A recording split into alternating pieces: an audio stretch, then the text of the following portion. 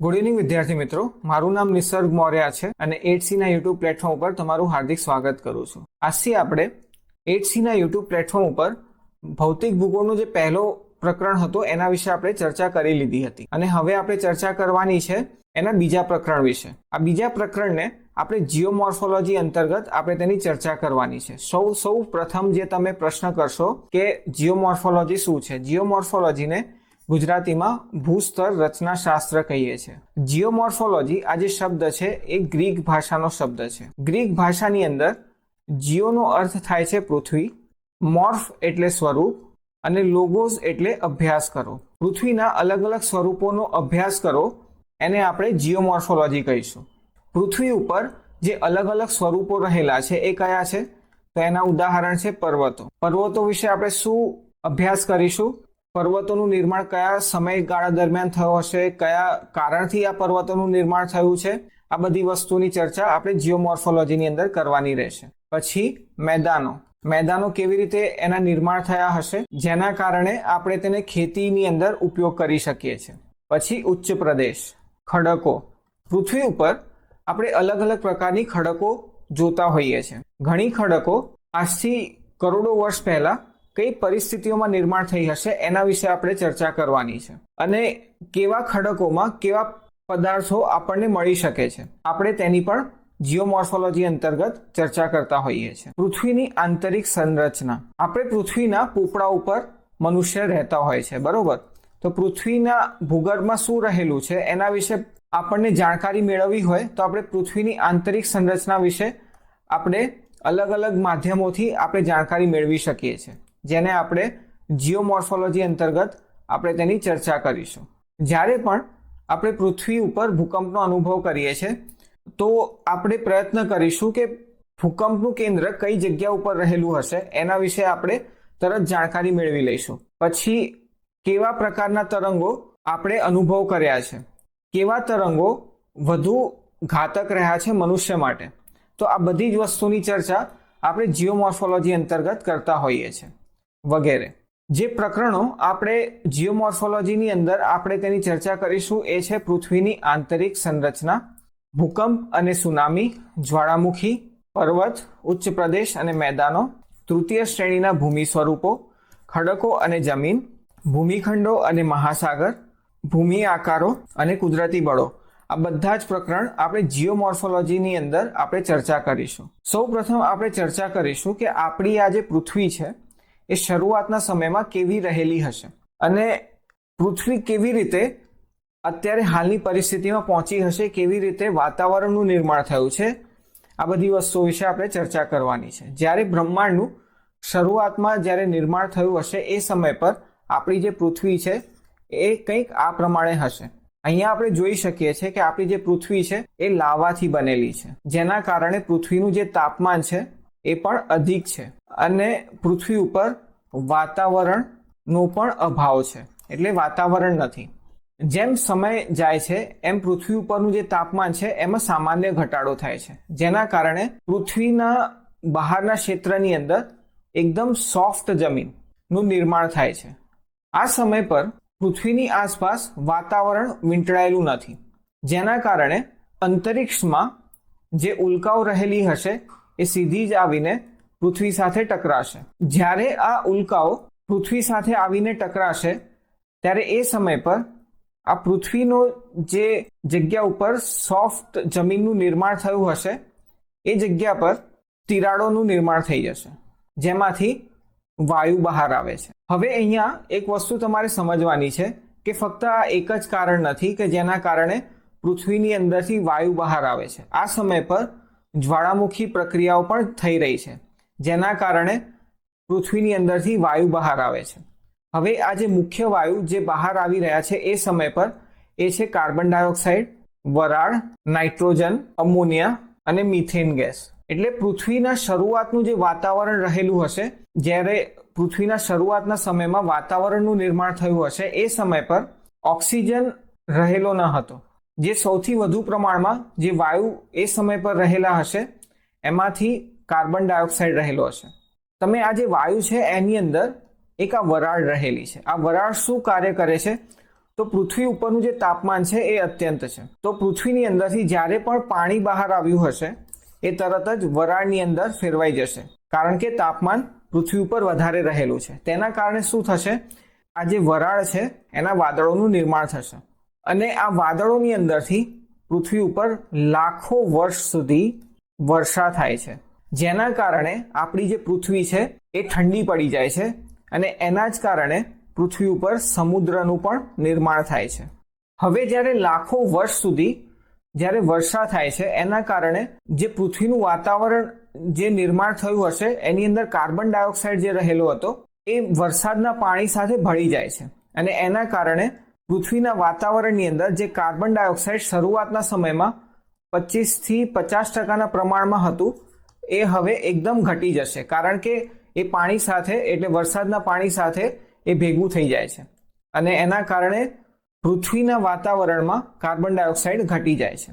હવે જ્યારે લાખો વર્ષ સુધી જ્યારે વર્ષા થઈ હશે તો સૌ પ્રથમ જે જીવન અસ્તિત્વમાં આવ્યું હશે એ પણ કઈ જગ્યા ઉપર આવ્યું હશે, તો કે પાણીની અંદર આવ્યું હશે. તો જે બેક્ટેરિયા રહેલા હોય, એલ્ગી રહેલા હોય, આવા જે પૃથ્વીના વાતાવરણમાંથી કાર્બન ડાયોક્સાઇડ એ મેળવતું હશે અને વાતાવરણની અંદર ઓક્સિજન આપતું હશે. ધીરે ધીરે જ્યારે પૃથ્વી ઠંડી પડી હશે તેના કારણે પૃથ્વીના પોપડાનું પણ નિર્માણ થયું હશે. તો જ્યારે પૃથ્વીના પોપડાનું નિર્માણ થયું હશે તો એના કારણે ઝાડ પણ અસ્તિત્વમાં ધીરે ધીરે આવવાની શરૂઆત થઈ હશે.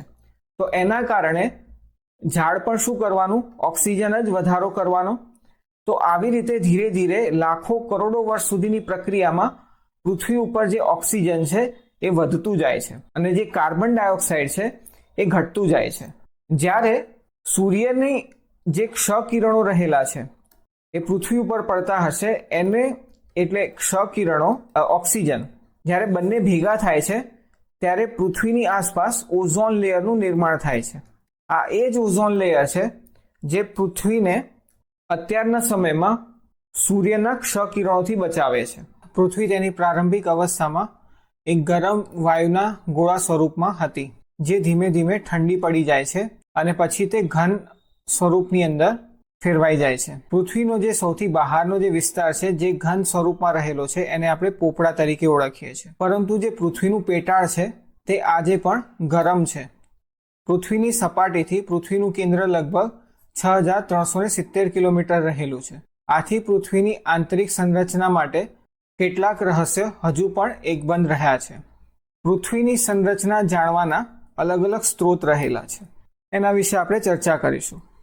પરંતુ એની પહેલા સમજો કે આપણી આ પૃથ્વી છે. આ પૃથ્વી ઉપર કોઈ વ્યક્તિ છે જેને પૃથ્વીના ભૂગર્ભ વિશે જાણકારી મેળવવી છે.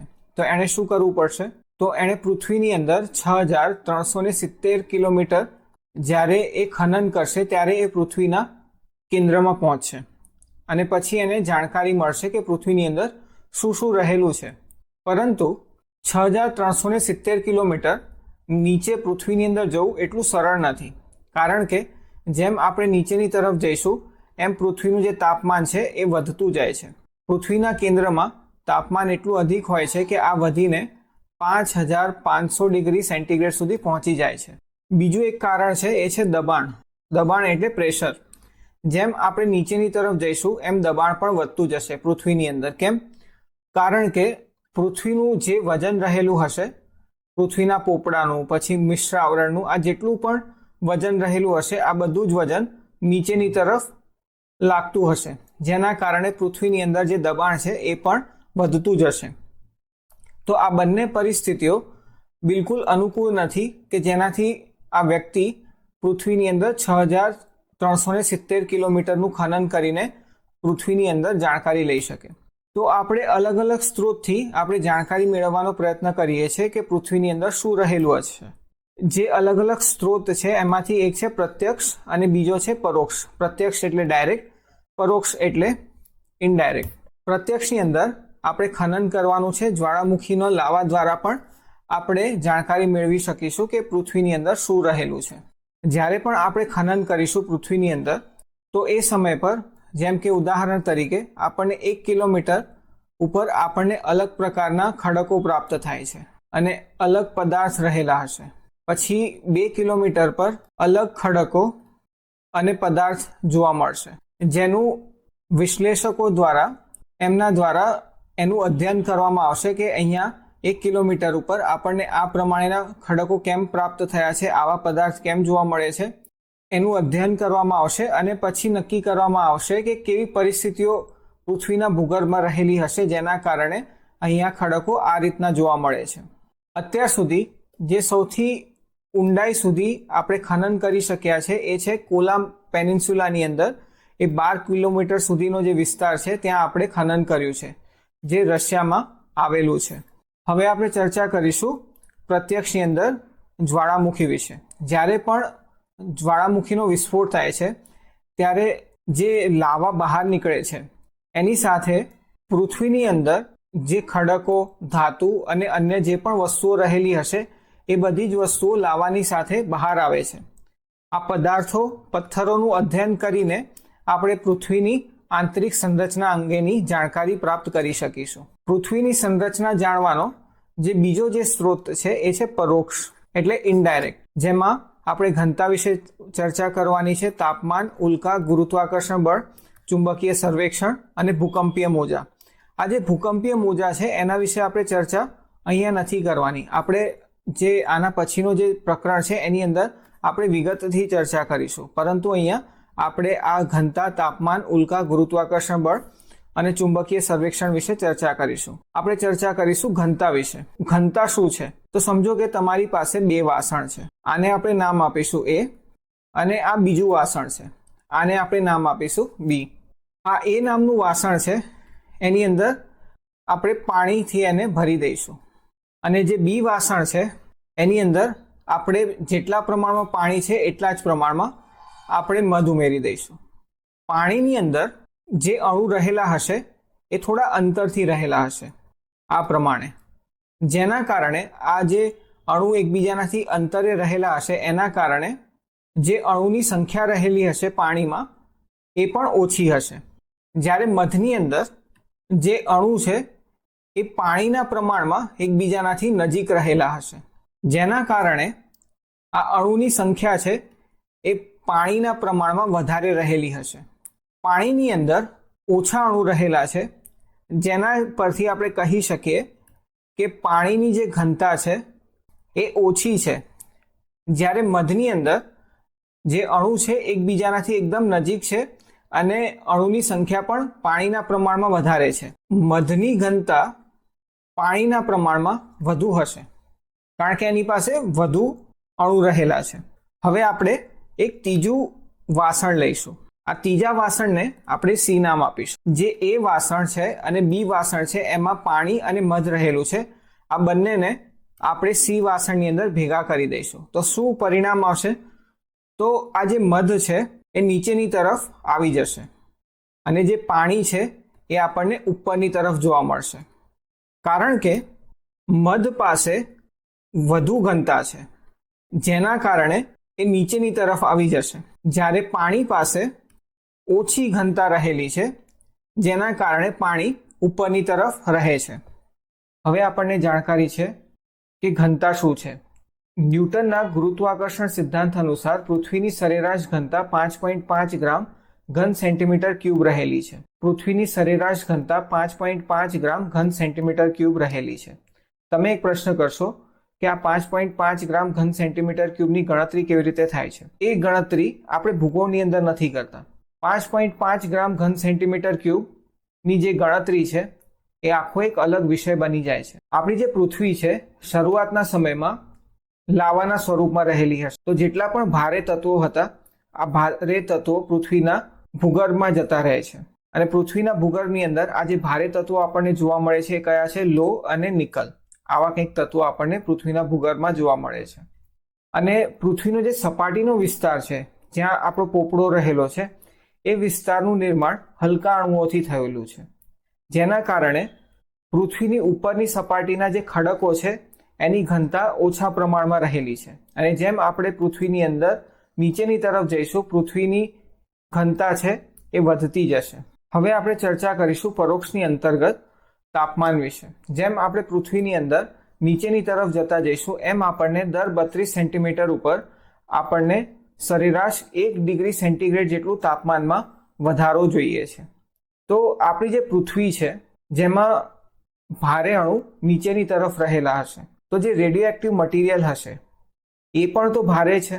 આ રેડિયોએક્ટિવ મટીરિયલની અંદર કયા હોઈ શકે?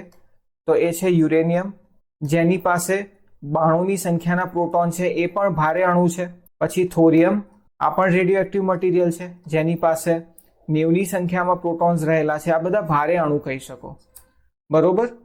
તો આ બધા પૃથ્વીની અંદર ઘણા ઊંડાઈએ રહેલા હશે. એટલે આ રેડિયોએક્ટિવ મટીરિયલના કારણે દર 32 સેન્ટીમીટરની ઊંડાઈએ તાપમાનમાં 1 ડિગ્રી સેન્ટીગ્રેડનો વધારો થતો હશે એવું વૈજ્ઞાનિકોનું માનવું છે. હવે પરોક્ષની અંદર આપણે ચર્ચા કરવાની છે ઉલ્કાઓ વિશે, એટલે મેટિયોરાઇટ્સ.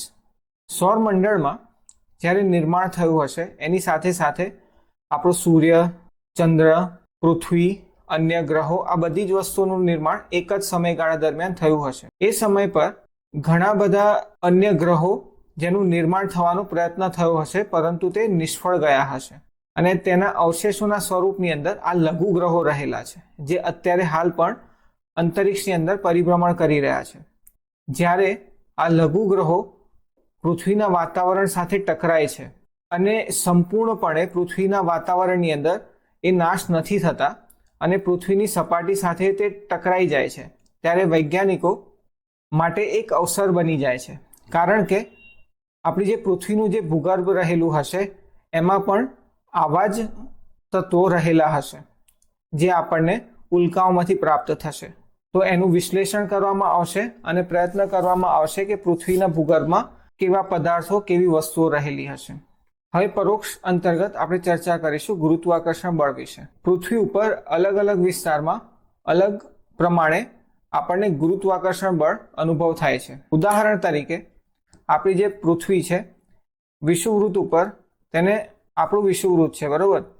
આ વિષુવવૃત્ત ઉપર જે ગુરુત્વાકર્ષણ બળ છે એ ઓછા પ્રમાણમાં લાગતું જોવા મળે છે, જ્યારે વધુ ગુરુત્વાકર્ષણ બળ આપણને ધ્રુવો ઉપર લાગતો જોવા મળે છે. એનું કારણ એવું કંઈક આપવામાં આવ્યું છે, જે પૃથ્વીનું કેન્દ્ર રહેલું છે, એટલે ભૂગર્ભનો આ જે વિસ્તાર રહેલો છે ત્યાંથી વિષુવવૃત્તનું જે અંતર રહેલું છે એ 6378 કિલોમીટરનું રહેલું છે, જ્યારે પૃથ્વીના ભૂગર્ભથી લઈને ધ્રુવોના વિસ્તારમાં જે અંતર છે 6357 કિલોમીટર રહેલું છે. એટલે ભૂગર્ભથી લઈને ધ્રુવોનું જે અંતર છે એ ઓછા પ્રમાણમાં રહેલું છે, જેના કારણે ધ્રુવો ઉપર આપણને વધુ ગુરુત્વાકર્ષણ બળ લાગતો જોવા મળે છે. જ્યારે પૃથ્વીના કેન્દ્રથી લઈને પૃથ્વીના જે વિષુવવૃત્ત વચ્ચેનું જે અંતર છે એ વધારે રહેલો છે, જેના કારણે આપણને ઓછા પ્રમાણમાં ગુરુત્વાકર્ષણ બળ લાગતું જોવા મળે છે ધ્રુવોના પ્રમાણમાં. હવે પરોક્ષની અંદર આપણે ચર્ચા કરીશું ચુંબકીય સર્વેક્ષણ વિશે. આપણે આ પ્રયોગ આપણી સ્કૂલ લાઈફ દરમિયાન આપણા ટીચરો દ્વારા અથવા તો આપણી બુક્સની અંદર જોવા મળ્યો હશે. આ પ્રયોગની અંદર આપણે શું કરવાનું છે કે આપણે એક બાર મેગ્નેટ લઈશું, જેને આપણે દોરી સાથે બાંધી દઈશું. આ જે બાર મેગ્નેટ છે એટલે ચુંબક છે, એની પાસે બે ધ્રુવો રહેલા છે. એક છે ચુંબકીય ઉત્તર ધ્રુવ અને બીજો છે એ ચુંબકીય દક્ષિણ ધ્રુવ. હવે આપણે આ જે બાર મેગ્નેટ છે એને આપણે જોરથી ફેરવીશું. થોડાક સમય પછી આ બાર મેગ્નેટ એક જગ્યા ઉપર સ્થિર થઈ જશે. તમે આ પ્રયોગ ગમે તેટલી વખત કરશો, હંમેશા આ બાર મેગ્નેટ એક જ દિશાની અંદર સ્થિર થશે. અને આ દિશા કઈ છે?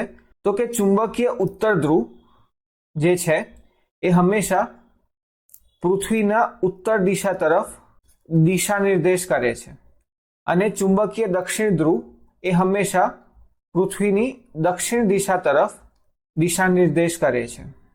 આપણે એક પ્રયોગ કરીશું અહીંયા, જેની અંદર આપણે બે બાર મેગ્નેટ લેવાના છે. જ્યારે પણ ચુંબકના ઉત્તર ધ્રુવ અને દક્ષિણ ધ્રુવ બંનેને નજીક લાવવામાં આવે તો આ બંને એકબીજાની સાથે આકર્ષાઈ જશે. જ્યારે ચુંબકના ઉત્તર ધ્રુવ અને ઉત્તર ધ્રુવને નજીક લાવવાનો પ્રયત્ન કરવામાં આવે તો આ બંને એકબીજાની સાથે આકર્ષાશે નહીં, પરંતુ એકબીજાથી દૂર જવાનો પ્રયત્ન કરશે. અને એ જ પ્રમાણે જ્યારે આપણે ચુંબકનો દક્ષિણ ધ્રુવ અને દક્ષિણ ધ્રુવ બંનેને નજીક લાવવાનો પ્રયત્ન કરીશું ત્યારે પણ આ જે 12 મેગ્નેટ છે એકબીજાનાથી દૂર જતો રહેશે. એ કઈ પરિસ્થિતિની અંદર એકબીજાની સાથે આકર્ષિત થાય છે? તો જ્યારે ચુંબકનો ઉત્તર ધ્રુવ અને દક્ષિણ ધ્રુવ જ્યારે નજીક લાવવામાં આવે છે ત્યારે જ એકબીજાની સાથે આકર્ષાઈ જાય છે. આપણી જે પૃથ્વી છે એની અંદર પણ ચુંબક રહેલું છે. તો વિરુદ્ધ દિશાની અંદર જ્યારે પણ ચુંબક રહેલા હશે તે એકબીજાની સાથે આકર્ષાઈ જશે. તો પૃથ્વી ઉપર આપણે જ્યારે પણ આ એક્સપેરિમેન્ટ કરીએ છીએ ત્યારે ચુંબકનો ઉત્તર ધ્રુવ એ હંમેશા પૃથ્વીની ઉત્તર દિશા તરફ દિશા નિર્દેશ કરશે અને ચુંબકનો દક્ષિણ ધ્રુવ એ હંમેશા પૃથ્વીની દક્ષિણ દિશા તરફ દિશા નિર્દેશ કરશે. જો હવે આપણી પૃથ્વીની અંદર જો ચુંબક છે તો ચુંબક કેવી રીતે રહેલું હશે? જે આપણે પ્રયોગ કર્યો છે પૃથ્વી ઉપર એનાથી વિરુદ્ધ દિશામાં જ્યારે ચુંબક રહેલું હશે ત્યારે જ આપણે પૃથ્વી ઉપર આ જે 12 મેગ્નેટ છે એની ઉપર ચુંબકીય ઉત્તર ધ્રુવ એ ઉત્તર દિશાને દિશા નિર્દેશ કરે છે અને ચુંબકીય દક્ષિણ ધ્રુવ એ પૃથ્વીની દક્ષિણ દિશાને દિશા નિર્દેશ કરે છે. તો પૃથ્વીની અંદરનું જે ચુંબક હશે એ વિરુદ્ધ દિશામાં રહેલું હશે. તો પૃથ્વીની અંદરનું જે ચુંબક હશે એ કેવી રીતનું હશે?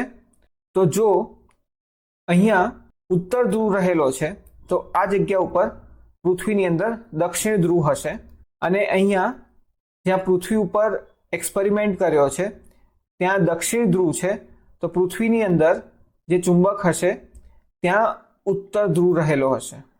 અહીંયા આપણે બે ચિત્રો જોઈ શકીએ છીએ. આ પહેલા નંબરની ઇમેજ છે, આ બીજા નંબરની ઇમેજ છે. આ બંને ચિત્રોની અંદર આપણે જોઈ શકીએ છીએ કે આ જે સેકન્ડ નંબરની ઇમેજ છે એની અંદર આપણે મેગ્નેટિક કંપાસ રહેલો છે.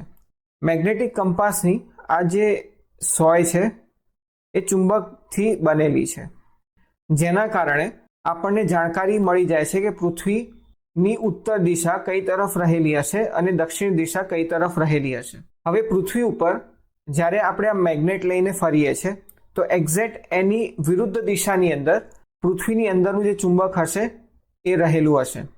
આ વિરુદ્ધ દિશા કઈ હશે? તો પૃથ્વીની જે ઉત્તર દિશા બતાવી રહી છે એ જગ્યા ઉપર પૃથ્વીની અંદરનું જે ચુંબક છે એ જગ્યા ઉપર ચુંબકનું દક્ષિણ ધ્રુવ રહેલું હશે અને પૃથ્વીની જે દક્ષિણ દિશા છે એ તરફ પૃથ્વીના ચુંબકનું ઉત્તર ધ્રુવ રહેલો હશે.